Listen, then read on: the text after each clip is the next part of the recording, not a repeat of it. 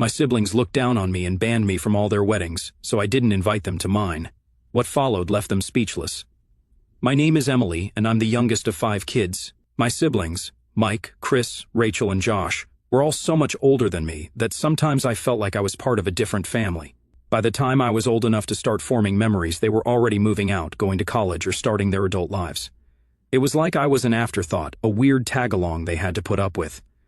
But even so, I loved them. When you're the youngest kid, you look up to your older siblings like they're heroes. I thought Mike hung the moon when I was little. He was the cool oldest brother who could do no wrong. Chris was quieter and more serious, but I still adored him. Rachel was my big sister, the one I always hoped would let me into her life and show me how to be like her. And Josh, the baby of the older ones, felt the closest to me in age, but even he kept me at arm's length. The first time it really hit me how I didn't matter to them was Mike's wedding. I was 10 years old. 10 is that weird age where you feel old enough to be included in grown-up things, but still young enough to be treated like a child. When Mike and his fiancée, Sarah, announced they were having a child-free wedding, I assumed that didn't mean me. I wasn't some random kid who would throw food or scream during the vows. I was his sister. I still remember the day my parents sat me down. I'd been so excited, I even asked my mom if I could wear one of her necklaces for the big day. That's when she said it. Mike and Sarah are having an adults-only wedding, Emily. You're not going to be able to come. I stared at her for a second, trying to process. But I'm not like other kids, I said, trying to reason with her. I'll be quiet, I promise. She patted my head like I was some kind of puppy. It's just for adults, sweetie. You'll understand when you're older. I didn't understand at all. I cried in my room for hours. Mike was my brother, and I wanted to see him get married. I wanted to be there to watch Sarah, who I already thought of as my sister, walk down the aisle. But instead, my parents left me with a babysitter. I remember the feeling of staring at the clock that day, imagining everything I was missing. When Mike came home from his honeymoon, I thought maybe he'd bring it up. Maybe he'd say he was sorry I couldn't come or tell me some funny story from the wedding. But he didn't. He acted like I wasn't even a part of it, like I wasn't even worth acknowledging. 2 years later, Chris got engaged. I was 12 by then, and I thought things would be different. I was older, quieter, and very well behaved. I didn't whine or cause a fuss, and I made sure everyone knew it. So, when they said his wedding was child-free too, I thought, okay, but this time I'll be invited. Nope. Once again, I got the same speech. Chris and his fiancée want the wedding to be adults only, Emily. It's not personal. Not personal, it felt personal. How could it not be personal when it happened twice? I tried not to cry this time. I was older, and I wanted to act more mature. I didn't beg or scream. I just sat quietly while my parents made their excuses. My mom even tried to comfort me. You'll have your own wedding someday, and it'll be wonderful, you'll see. But it didn't make me feel better. I was starting to realize something. My siblings didn't see me as family, at least not in the way I saw them. When Rachel got engaged, I was 15 by then. I was a full-on teenager who wanted nothing more than to feel included. At first, Rachel didn't even plan on banning kids from her wedding. She wanted everyone to come, but of course the family had to get involved. My aunts and uncles kept saying things like, "It's so refreshing to have a wedding without kids running wild, and children just make things so chaotic." Eventually, Rachel caved. The rule became no one under 16. I was 15, so close that it felt like a slap in the face. I went to Rachel and asked, "Can I just be an exception? I'm your sister. I'll be quiet, I promise." Rachel looked at me with this serious expression and said, "If I make an exception for you, what about the other kids? It wouldn't be fair." Fair? Are you kidding me? I lost it. I started yelling, "It's not fair that I can't go to any of your weddings. I'm not just some kid, I'm your sister." That's when my parents got involved. I got grounded for 6 months for disrespecting Rachel and causing drama. 6 months. I spent most of that time in my room just stewing in my anger and hurt. By the time Josh got engaged, when I was 17, I didn't even bother asking. I already knew I wouldn't be invited. Sure enough, the announcement came, child-free wedding. At that point, I was numb to it. I didn't cry, I didn't yell, and I didn't ask why. I just accepted it. But what really stung? My cousin Amanda, who had just turned 18, was invited. I heard about it through the family grapevine. Apparently, they thought 18 was the cutoff. The irony wasn't lost on me. Amanda was only a few months older than me, but she got to go because she'd hit the magical age of adulthood. When my parents asked why I didn't make a big deal congratulating Josh, I just shrugged. I sent him a quick text, "Congrats, hope it's a great day." Then I locked myself in my room, like I always did. By that point, I had started to check out emotionally. I realized that I just didn't matter to them. I wasn't their little sister. I was just a kid they barely thought about, and it hurt.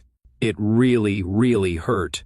Years passed after the last wedding. I stopped trying to fit into my siblings' lives because, honestly, I was just tired. Tired of being the one left out. Tired of being the kid sister who no one cared about unless it was convenient for them. By the time I met my now fiancé, Tyler, I'd pretty much checked out of the family dynamic. I didn't expect much from anyone anymore. Tyler was the first person to actually listen when I told him about my family. I remember sitting on his couch telling him about how I'd been banned from 4 of my siblings' weddings, and he looked genuinely shocked. Wait, they didn't invite you? Not even when you were like 15? Nope, I said, trying to play it off like it didn't hurt anymore. What the hell? You're their sister, he said. He just sat there shaking his head for a minute before adding, that's seriously messed up. I think that was when I realized it really was messed up. I'd spent so many years convincing myself it was normal. Child-free weddings sounded reasonable on paper. It wasn't like I was being deliberately targeted, right? But no, 4 times my family chose to exclude me. Not a single sibling thought, hey, Emily should be there. It wasn't normal. So when Tyler and I got engaged a few years later, I knew one thing for certain: my wedding was going to be different. My wedding was going to be full of people who actually cared about me, people who wanted to celebrate me, not just show up because it was expected of them. That's when I made my decision. I wasn't inviting my siblings. It wasn't some big dramatic moment. I didn't write an angry letter or announce it in the family group chat. I just left them off the guest list, simple as that. I knew it would blow up eventually, but I figured I'd cross that bridge when I got there. The first sign of trouble came about 2 months before the wedding. My mom called me randomly one afternoon, acting weirdly chipper. I should have known something was up. So, Emily, she said in that voice she always used when she wanted something, how are the wedding plans coming along? Good, I said cautiously. Everything's almost done. That's great, she said, pausing for a moment before adding, your brothers and sister haven't gotten their invitations yet. Did you send them out already? My heart started pounding. I didn't want to have this conversation. Not yet. Yeah, I sent them out, I said, trying to sound casual. She didn't miss a beat. Well, they didn't get one. Maybe it got lost in the mail. I sighed. Mom, I didn't invite them. There was silence on the other end of the line, just a heavy, shocked pause. Then came the explosion. What, Emily? How could you not invite your own family, your siblings? What's wrong with you? I gripped the phone and tried to stay calm. They didn't invite me to their weddings, Mom. Not a single one of them. So, I'm returning the favor. It's fair. She sounded like I just committed a crime. That was different. You were young. They didn't mean to hurt you. I laughed bitterly. Well, it hurt anyway, and now I'm done pretending like it didn't. She started in on the guilt trip immediately. Emily, you're being spiteful. Family is family. You don't just shut them out like this. What are people going to think? And there it was. What will people think? My mom's favorite concern. I cut her off before she could say anything else. I don't care what people think, Mom. This is my wedding, and I'm only inviting people who care about me. They didn't care enough to include me in their big days, so I don't see why they deserve to be at mine. She hung up on me. I wasn't surprised. That night, the group chat blew up. It started with Rachel, being fake as usual. Hey Em, did something happen with the mail? We haven't gotten our invites yet. Then came Chris, blunt as always, what's going on? Why aren't we invited? I stared at my phone for a long time, debating whether or not to reply. Part of me wanted to lay it all out, to tell them exactly how much they'd hurt me over the years. But another part of me didn't see the point. They wouldn't get it, they never had. So, I didn't say anything. I just left the chat on read. Tyler noticed I was quiet during dinner and asked what was wrong. I showed him the messages and he shook his head. You don't owe them an explanation, Em. They made their choices. Yeah, but, I trailed off. They're going to make me out to be the bad guy. I know it. Let them, he said firmly. You know the truth. That's all that matters. The next day, my parents showed up at my apartment unannounced. I didn't even have to ask what they were there for. My mom came storming in the second I opened the door. What are you thinking, Emily? Not inviting your own siblings to your wedding? What kind of person does that? I tried to stay calm, even though my patience was wearing thin. Mom, I told you. They didn't think I was important enough to include in their weddings, so I'm not including them in mine. My dad finally spoke up, his voice stern. You're being childish, Emily. You're holding on to something that happened years ago. That's when I snapped. I was a child when they did it, Dad. I begged to be at their weddings, and they all shut me out. Don't talk to me about being childish when I was the one left crying at home 4 times. They didn't know what to say to that. My mom looked like she was about to cry, but I didn't let her guilt me this time. You can keep defending them if you want, but I'm not changing my mind.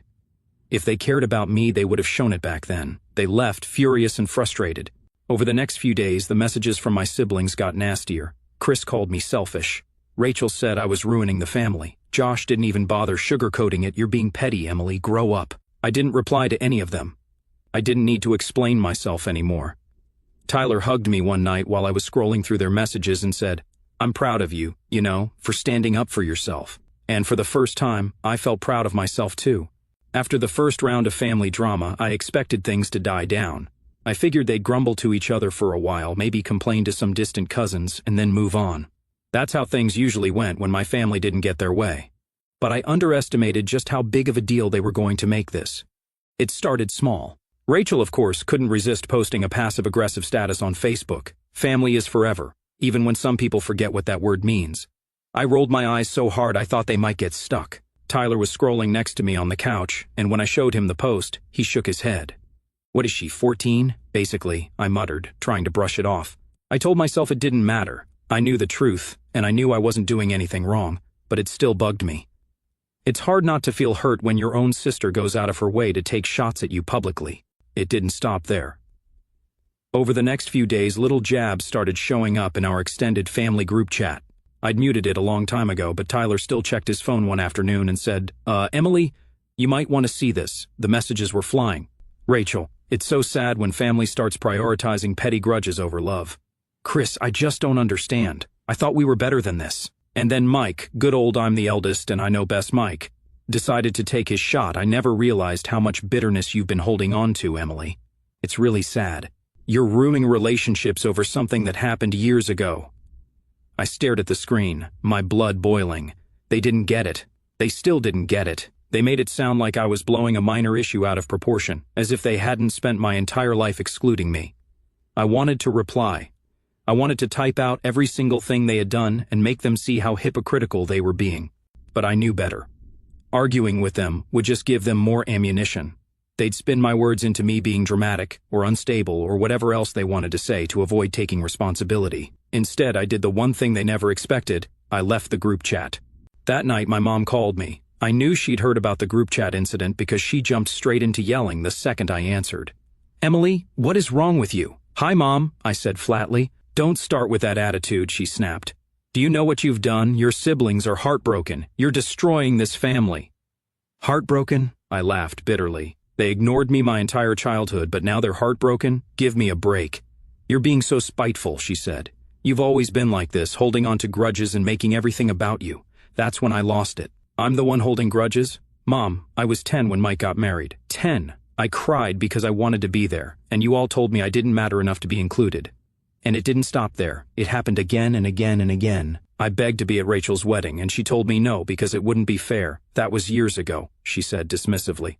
Yeah, and I'm still living with the way it made me feel. You all decided I wasn't important enough back then. Why should you suddenly get a front row seat to my life now? She didn't have an answer to that. Instead, she tried to flip the script. This isn't about the weddings, Emily. This is about you pushing everyone away because you're bitter. Tyler's probably encouraging you, isn't he? I groaned. Mom, stop blaming Tyler. This has nothing to do with him. This is about me finally realizing I deserve better than to be treated like I don't matter. Her voice softened, like she was trying to play the concerned mother. Emily, you don't understand. Family is all you'll have in the end. Friends and partners come and go, but your family is forever. No, I said firmly. Family is supposed to care about you. They're supposed to love and support you. That's not what you've been to me. She started crying, big dramatic sobs that I knew were more about guilt-tripping me than anything else. You'll regret this one day, Emily, she said through her tears. You'll see. I don't think I will, I said quietly before hanging up. Over the next week, things got worse.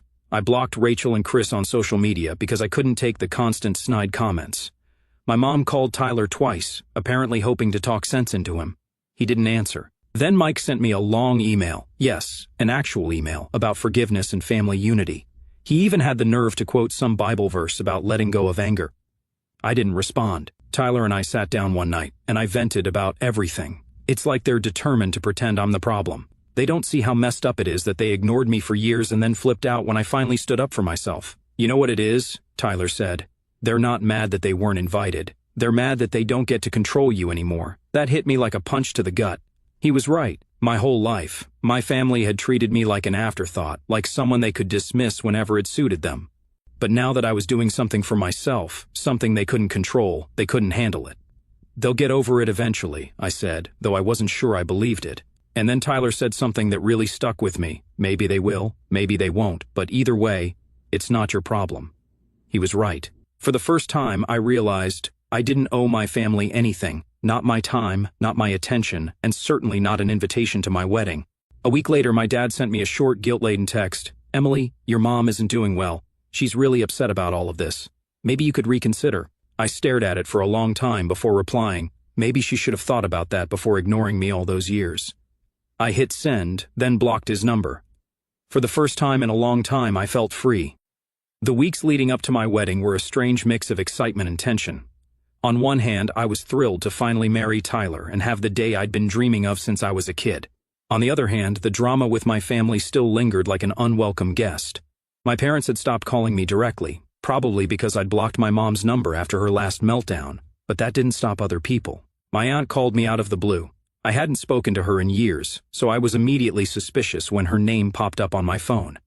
I answered, and she got right to the point. "Emily, honey, I don't understand why you're making such a big deal out of this," she said in her sweet but condescending tone. "Family is family. It's not right to leave your siblings out of your wedding." I sighed, gripping the phone a little tighter. "Aunt Linda, it's not just about the wedding. This has been years in the making. I'm not going to change my mind. But it's family," she pressed, like that word was supposed to fix everything. "I'm sure they didn't mean to hurt you back then. Can't you just let it go and be the bigger person?" I closed my eyes, trying not to snap. Being the bigger person doesn't mean letting people walk all over you. It's about knowing when to put yourself first. There was a pause on the other end, and I could hear her sigh dramatically. "Well, I just hope you don't regret this one day, or you're going to miss your family and they won't be there." I didn't say anything. I just hung up. The morning of the wedding, I woke up feeling an odd combination of peace and nerves. It wasn't the normal, what if something goes wrong kind of wedding day jitters. It was more like I was waiting for a shoe to drop. I knew my family wasn't invited, but I couldn't shake the feeling that they'd find a way to insert themselves into the day somehow. But Tyler, being the amazing guy he is, refused to let me dwell on it. When I told him about my worries as we got ready separately, he just smiled and said, "Em, this day is about us. Nothing else matters. If anyone tries to ruin it, I'll personally escort them out." That made me laugh, and for the first time in weeks, I felt lighter. The venue we chose was perfect. It was small and intimate, a garden surrounded by flowers, twinkle lights strung through the trees, and a little gazebo where we'd say our vows. I didn't want a giant, elaborate wedding. I wanted something that felt real and full of love, and that's exactly what it was. My closest friends were there, along with some extended family who'd actually been kind to me over the years. It felt right. As I stood in front of the mirror, putting the final touches on my dress, my maid of honor, my best friend Jenna, walked in and grinned. "You look amazing, Em." "Thanks," I said softly, feeling a wave of emotions. Jenna sat on the edge of the couch and watched me for a moment. "Are you okay?" I hesitated before nodding. "Yeah, I'm just, I don't know, sad, I guess. Not about today. Today is perfect. But about the fact that my family isn't here." She frowned and leaned forward. "Emily, it's okay to feel that. Just because you made the right choice doesn't mean it doesn't hurt." Her words hit me hard. I turned to look at her, tears welling up in my eyes. I wanted them to care, you know? I wanted them to fight for me when I was a kid, and they never did. Jenna stood up and hugged me tightly. "You don't need their approval. You have people who love you. Focus on that." I nodded, taking a deep breath. She was right. Today wasn't about my family. It was about me and Tyler. When the ceremony started, I was so overwhelmed by the beauty of it all that I forgot about everything else. I remember standing at the end of the aisle, staring at Tyler and thinking, this is it. This is what happiness feels like. As I walked toward him, I felt this sense of freedom wash over me. I wasn't the forgotten little sister anymore. I wasn't the kid who begged to be included and got turned away. I was a bride, surrounded by people who truly loved me and wanted to see me happy. The vows were perfect. Tyler promised to love me, protect me, and always stand by my side, and I promised the same. By the time we said, "I do," there wasn't a dry eye in the audience, including mine. The reception was everything I hoped it would be. We laughed, we ate, we danced until our feet hurt. My friends toasted to us, sharing funny stories and heartfelt wishes for our future. Tyler's parents, who had always been so kind to me, told me they were proud to have me as part of their family. At one point, I snuck away from the crowd just to take it all in. I stood at the edge of the garden, looking at the lights twinkling in the trees and the people laughing together, and I felt so full. For so many years, I'd believed the lie my family told me, that I didn't matter, that I wasn't important enough to be part of their lives. But standing there, watching all these people who truly cared about me, I realized something. I matter to the people who actually deserve to know me. Later that night, as the reception started winding down, one of my cousins pulled me aside. "Hey, Emily, I probably shouldn't say this, but..." I groaned. "What is it now?"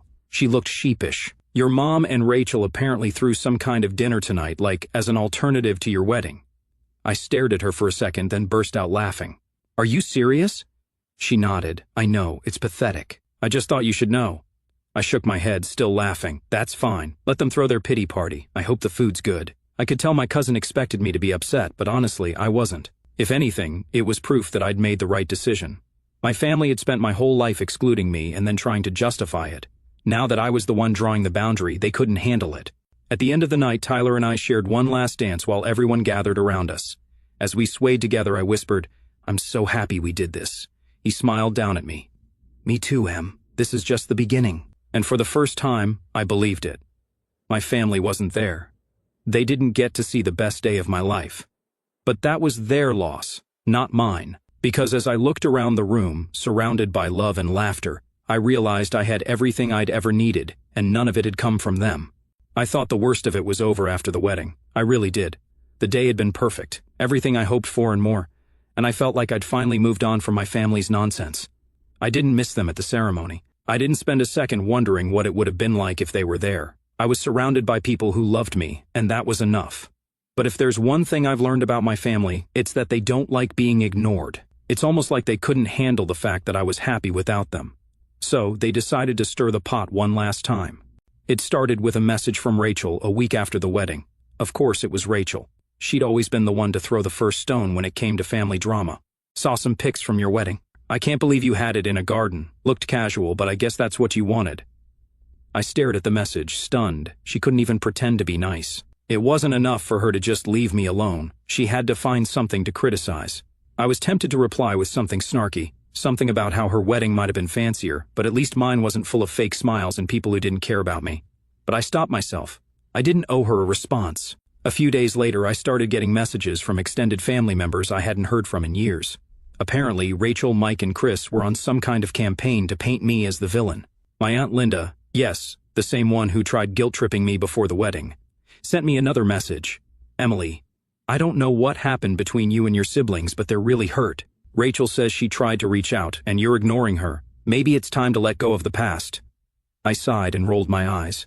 How many times did I have to explain this? How many people did my siblings need to rope into this mess before they realized I wasn't budging? Tyler noticed I was frustrated and sat down beside me. "Another guilt trip?" he asked, glancing at my phone. "Yeah, Aunt Linda again. She says they're hurt." He snorted. "Hurt because they can't control you anymore."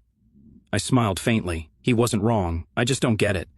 They ignored me for years. I begged to be included in their lives, and they shut me out. Now suddenly, I'm the bad guy for setting boundaries? "That's how it always goes," he said softly.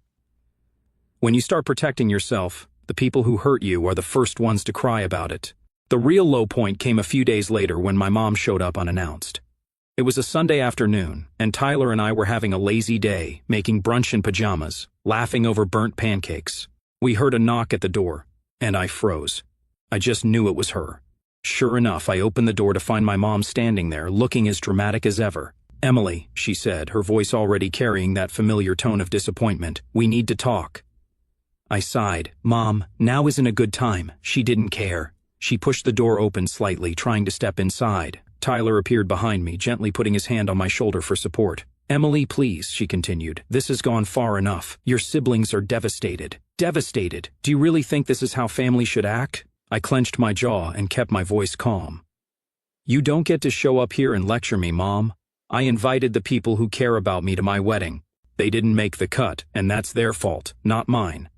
Her face fell into that familiar look of disbelief, like she couldn't comprehend how I could possibly stand up to her. "You don't mean that. They love you, Emily. They're your family." "No, Mom," I said, my voice firm. "Family doesn't make you feel small. Family doesn't leave you out when you're a kid, and then demand to be part of your life when it's convenient for them. I spent my entire life trying to prove I mattered to them, and they never cared. I'm done." She blinked, stunned into silence for once. I could tell she wanted to argue, but Tyler stepped forward, his voice gentle but strong. "I think it's time for you to leave," he said simply. My mom looked between the two of us, her face a mix of anger and sadness. You'll regret this, Emily, she said, her voice soft now, like she was delivering a prophecy. You'll miss us one day, and we won't be there. I met her eyes, unflinching. No, Mom, I won't. Tyler shut the door behind her, and for a moment I just stood there trying to process it. I thought I'd feel guilty, but I didn't. I felt relief. The next day, I got a text from Chris. Mom said she came to talk to you, and you slammed the door in her face. Real mature, Emily. You've turned into someone I don't even recognize. I read the message aloud to Tyler, who shook his head. Block him. You don't need that. And I did. One by one, I blocked every sibling and relative who decided to pile onto the guilt train. I realized something important that day. I didn't owe them my time, my energy, or even an explanation. For years, they made me feel invisible. Now, I was taking control. The weeks that followed were quiet for the first time in a long time. Without the constant messages and passive-aggressive comments, I finally felt like I could breathe. Tyler and I focused on settling into married life, decorating our little apartment and planning our future. One night, we sat on the couch, watching some cheesy movie, and Tyler turned to me. Do you regret it at all, not having them at the wedding? I thought about it for a moment before shaking my head. No, I thought I would, but I don't. I spent so long trying to earn their approval, and for what? I don't miss them. I don't miss feeling like I'm not good enough. He smiled and squeezed my hand. Good. You deserve better. And he was right. I did deserve better. A month after the wedding, I got one final message. This time it was from Rachel's number, sent through a different phone since I'd already blocked her. You've destroyed this family, Emily. I hope you're happy. I stared at the screen for a second before deleting the message. I didn't even feel angry anymore. I just felt done. Because I was happy. For the first time in my life, I wasn't chasing their approval. I wasn't begging for scraps of love and attention. I was surrounded by people who cared about me, and that was enough. It always had been.